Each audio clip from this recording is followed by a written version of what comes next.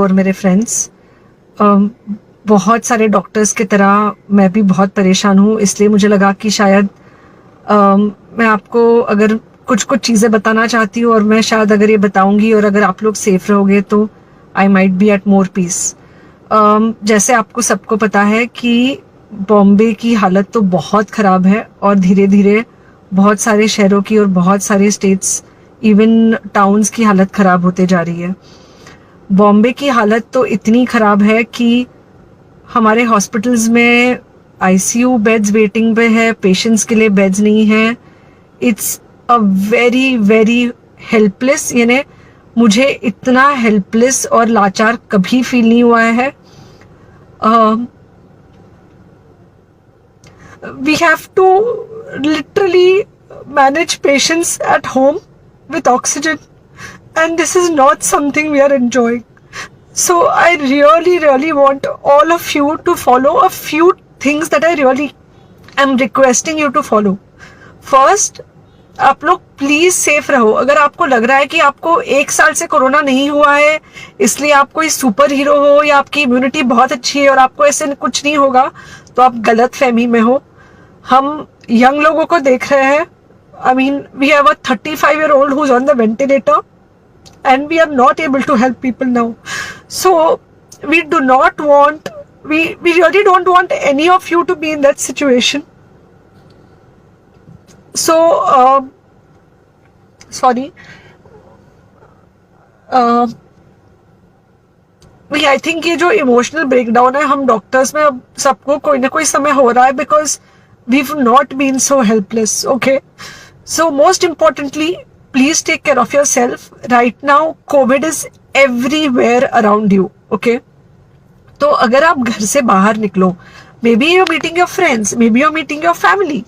It does not matter. You have to be masked, okay? Just because आपको अभी 1 साल से कोरोना नहीं हुआ है या आपको पिछले साल कोरोना होकर जा चुका है, इसका मतलब ये नहीं है कि आपको वापस कोरोना नहीं हो सकता. You can still get COVID. तो please keep your self very well masked at all times. अगर आप घर से बाहर निकल रहे हो तो घर के बाहर निकलो, मास्क होना चाहिए. मास्क सिर्फ इधर नहीं, मास्क पूरा नाक से पूरा यहाँ तक होना चाहिए. दूसरी बात, अगर आपको कुछ होता है, अगर आपको बुखार आता है या कुछ होता है, पैनिक मत होइए. Do not get unneeded investigations done. Get in touch with me obviously immediately. And most importantly, आपके जो फ्रेंड्स है या कोई भी है उनको बोलो पैनिक में होकर एडमिट ना हुए हॉस्पिटल में.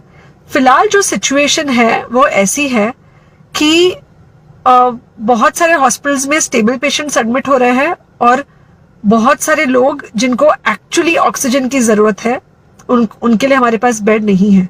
इनफैक्ट हम लोग घर में लोगों को ऑक्सीजन देके मैनेज करने की कोशिश कर रहे हैं और ये हमने पहले कभी नहीं किया है कि हम इतने सारे लोगों के लिए बेड्स ढूंढ रहे हैं, इतने सारे लोगों को घर में मैनेज करने की कोशिश कर रहे हैं. So please leave beds for people who actually need it, who have pneumonia, who need oxygen and who will need to be under very close medical care.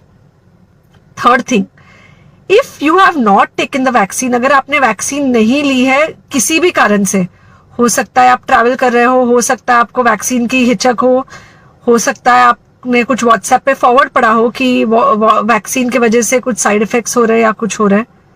It's untrue. Please take your vaccine. ये हमको definite दिख रहा है कि जो लोगों के 2 vaccine के शॉट्स होकर 2 हफ्ते हो चुके हैं उनमें डेफिनेटली हमको इन्फेक्शन, सीरियस इन्फेक्शंस कम दिख रहे हैं और हॉस्पिटलाइजेशन ना के बराबर है. So the vaccine is definitely helping. Okay, so take care of yourself. Do not take COVID-19 lightly.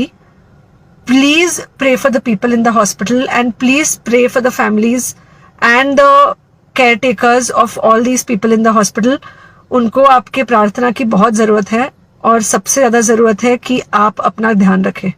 Okay, and बस घर पे रहो. आप कुछ हफ्तों तक सिर्फ घर पे रहो जब तक हम ये सिचुएशन ऐसे हैंडल कर सके कि हम एटलीस्ट कुछ हो जाए तो हम हॉस्पिटल में पेशेंट्स को ले सके. फिलहाल हालत ऐसी है कि डॉक्टर्स और डॉक्टर्स के रिलेटिव्स को भी नहीं मिल रहा है बेड. तो आप सोचिए कि it's an absolutely helpless situation.